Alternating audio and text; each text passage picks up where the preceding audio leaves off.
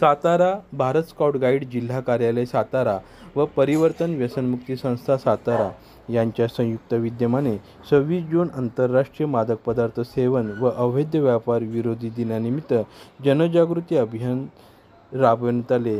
सातारा राजवाडा परिसरात ते शिवतीर्थ पवई नाका परिसरपर्यंत स्काउट गाईडच्या विद्यार्थ्यांकडून व शिक्षकांकडून करण्यात आला. तसेच या जनजागृती अभियानामध्ये स्काउट गाईडच्या विद्यार्थ्यांनी व्यसन छोडो अशा घोषणा देत या जनजागृती अभियानात स्काउट गाईडच्या विद्यार्थ्यांनी चांगला प्रतिसाद दिला, जेणेकरून जास्तीत जास्त नशामुक्ती व्यसन बंद होण्यास मदत होईल.